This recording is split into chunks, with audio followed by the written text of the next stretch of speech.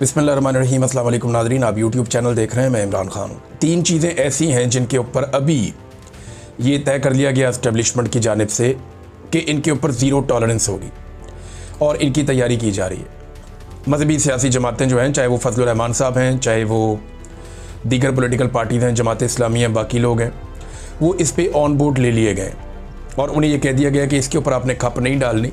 हुकूमती जमातें भी इसके ऊपर राज़ी हैं और पाकिस्तान तहरीक इंसाफ के वो लोग जो बाहर मौजूद हैं उनमें से भी बेशतर को राज़ी कर लिया गया है। इमरान खान साहब को आइसोलेशन में डाल दिया जाएगा या कोशिश की जाएगी ये दिन निकाल दिए जाएँ और ये एक्टिविटीज़ कर ली जाएँ। इनमें जो 3 चीज़ें जिनके ऊपर बिल्कुल किसी किस्म का कंप्रोमाइज़ नहीं होगा, ज़ीरो टॉलरेंस होगी और एक क्रैकडाउन भी शुरू कर दिया गया सोशल मीडिया पे, जिसका आगाज़ हो गया है। मुझे पता चला कि जिमी विर्क नाम से एक अकाउंट है सोशल मीडिया का, ये कोई बैरून मुल्क साहब रहते हैं और उनके भाई को उठा लिया गया फैसलाबाद के नज़दीक से और उनको उठाने के बाद जो है वो दबाव डाला जा रहा है और वहाँ से जो इत्तलात आ रही हैं वो भी यही इत्तलात हैं कि इन्हीं चीज़ों से मुतअल्लिक़ रियासत को प्रॉब्लम हो रही है। जो पहला प्रॉब्लम है वो इसराइल फ़ौज भिजवाने के मामले पर है। जो मिलिट्री एस्टेब्लिशमेंट है वो नहीं चाहती कि इसके ऊपर डिस्कशन हो, कोई ज़्यादा बातचीत हो, वो इन चीज़ों को नॉर्मलाइज़ करना चाहते हैं।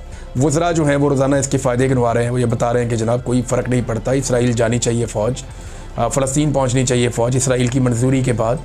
यानी डोनाल्ड ट्रंप की ख्वाहिश है, इसराइल की मंजूरी है और हमास को गैर मुसल्लह करना है और इसराइली जो सरहदें हैं उनको महफूज बनाना है, जबकि फ़लस्तीनियों की हिफाजत का एक दावा है।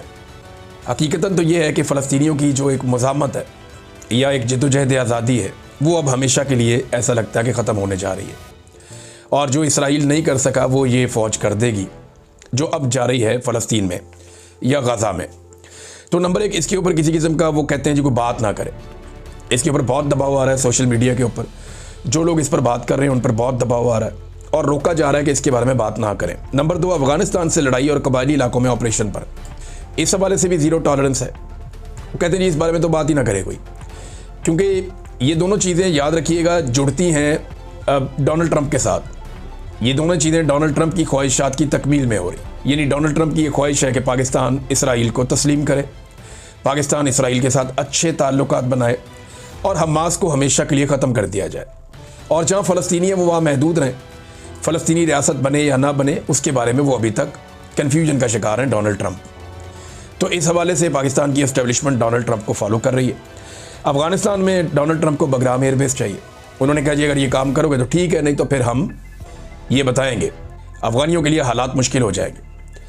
अब अफ़गानियों ने तो मना कर दिया था, लेकिन डोनाल्ड ट्रंप ने एक बात और समझाई है आलमी मीडिया को और उन्होंने 2-3 मौक़ों पर यह बात की है कि बहुत सारे काम ऐसे हैं वो अब अमरीकी फ़ौज को आगे नहीं करेंगे।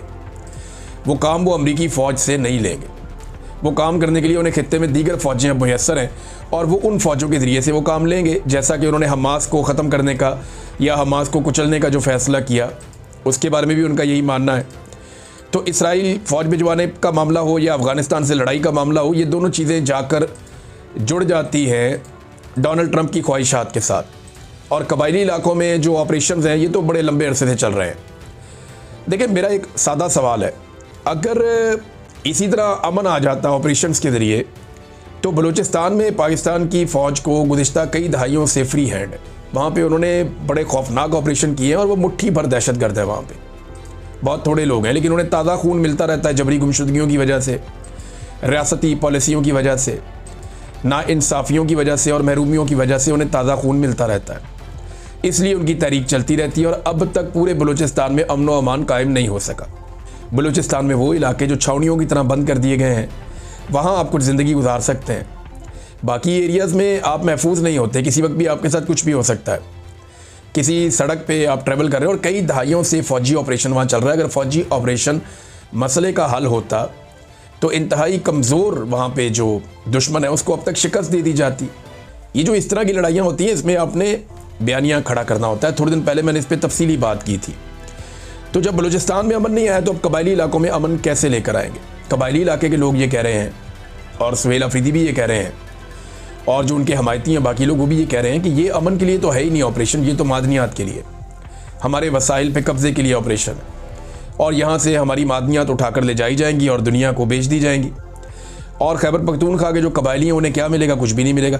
तीसरा नुक्ता जो है ना वो आर्मी चीफ की एक्सटेंशन का नुक्ता है।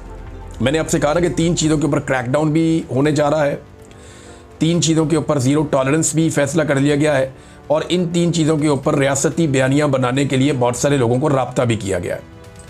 यानी इस वक्त वफाकी वज़रा हों या बाकी लोग हों जो एस्टेब्लिशमेंट के ज़्यादा करीब हैं, वो इसराइल फ़ौज भिजवाने के फ़ायदे गिनवा रहे हैं। उसको कभी सआदत कहते हैं, कभी कहते हैं मस्जिद अक्सा हमें मिल गई है। तो मुझे वो वीडियो भेजनी है ज़रा इन टाउटों ने कि मस्जिद अक्सा में पाकिस्तानी फ़ौजी खड़े हुए हैं और हिफाजत कर रहे हैं मुसलमानों की।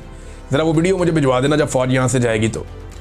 दूसरा वो ये कह रहे हैं कि जी पार्लियामेंट को हम एतमाद में लेंगे, लेकिन हम करेंगे इसको इस तरह करेंगे, इन कैमरा करेंगे, कि पब्लिक नहीं करेंगे कि क्या बातचीत हुई वहाँ पे इसराइल फ़ौज भेजने के हवाले से, और फैसला तो जिन्होंने करना उन्होंने ही करना है, तो वो पार्लियामेंट में तो नहीं होगा। दूसरा वो ये कह रहे हैं कि कैबिनेट की मंजूरी ले लेंगे। तो जिस तरह की कैबिनेट है, इससे तो आप जिस मर्जी काम की मंजूरी ले लें, कोई भोंडे से भोंडा और बदतरीन काम भी आप इनके सामने रख दें और कहें जी ऊपर से ऑर्डर आ गया मंजूरी देनी है, तो वो फौरी तौर पे मंजूरी दे देंगे। अब आर्मी चीफ की एक्सटेंशन के हवाले से एक माहौल बनाया जा रहा है और रोज़ाना तारीफ़ों के पुल बांधे जाते हैं। कोई ना कोई ऐसा स्टेटमेंट आ जाता है जिसमें आर्मी चीफ की तारीफ़ हो रही होती है, जैसे कि अंसार अब्बासी साहब हैं, अब उनको इस्तेमाल किया गया है। अभी सुहेल बड़ाइश साहब की भी बारी है, थोड़े दिनों में वो भी लिखेंगे कुछ ना कुछ ऐसा। फिर हमारे और बहुत सारे दोस्त हैं, मैं सबको नाम लेकर शर्मिंदा नहीं करना चाहता, लेकिन वो खुद शर्मिंदा होंगे। आने वाले दिनों में बहुत सारे ऐसे लोग आर्मी चीफ की तारीफ़ें कर रहे होंगे उनकी एक्सटेंशन से पहले, क्योंकि उन सबको बता दिया गया है कि आपने कम से कम एक कॉलम, एक प्रोग्राम या एक वीलॉग आपने आर्मी चीफ के हवाले से करना है, उनकी तारीफ़ों के पुल आपने बांधने हैं और ज़रा डिफरेंट तरीके से। तो ये सब लोग अपनी अपनी वफादारी साबित करने के लिए बाकायदा अब इसके ऊपर वीडियोस बनाएंगे। जैसा कि राना सनाउल्लाह ने कल खालिद बिन वलीद रज़ियल्लाहु ताला अन्हु से जोड़ दिया आर्मी चीफ को कि बिल्कुल वो वैसे ही जर्नैल है। हालांकि ज़मीन आसमान का फ़र्क है दोनों के अंदर, एक उनके जूतों की खाक के बराबर भी नहीं है हमारे आर्मी चीफ इस वक्त। बहुत अच्छे आदमी होंगे, लेकिन नहीं, आप मुकद्दस हस्तियों के साथ ले जाकर आप नहीं मिला सकते। तो अब यहाँ पे जो है, वो जो अंसार अब्बासी साहब ने कहा वो ये है कि हाफ़िज़ कुरान आर्मी चीफ के तकर्रुर को मुस्बत पेशरफ्त करार दिया जा रहा है। उनकी क़यादत में फ़ौज के अंदर इस्लामी इक़दार और रूहानी वाबस्तगी को मजबूत बनाने की उम्मीद की जा रही है। तजवीज़ दी गई है कि फ़ौज में तरबियत, नज़्म ज़ब्त और क़यादत के तमाम पहलुओं में इस्लामी तालीमात को मज़ीद मुअस्सर अंदाज में शामिल किया जाए, ताकि पाक फ़ौज ईमान, किरदार और पेशा वराना काबिलियत का इम्तजाज बने। अब जब ये आर्मी चीफ आए थे तब आपको इस तरह का कॉलम लिखना चाहिए था ना, ताकि ये काम ये 3 साल में कर देते। अब जब उनकी मुद्दत मुलाजमत ख़त्म होने जा रही है और आखिरी महीना रह गया है, तो आपने ये कॉलम निकाल के मार दिया। तो अंसार अब्बासी साहब, आप जितने मर्जी समझदार बन जाएं, कौम अब ये बात जान चुकी है कि आप ज़हनी तौर पे लोगों को तैयार कर रहे हैं कि इसी आर्मी चीफ के साथ आपको गुजारा करना है, और मैं आपको इसके फ़ायदे गिना रहा हूँ। इससे बेहतर आदमी आपको पाकिस्तान में मिलेगा नहीं। लेकिन अंसार अब्बासी साहब, आप मेरे से एक बात लिख कर ले लीजिए, अगर ये आर्मी चीफ तब्दील हो गया तो आप अगले आर्मी चीफ की मदह सराई भी इसी अंदाज में करेंगे।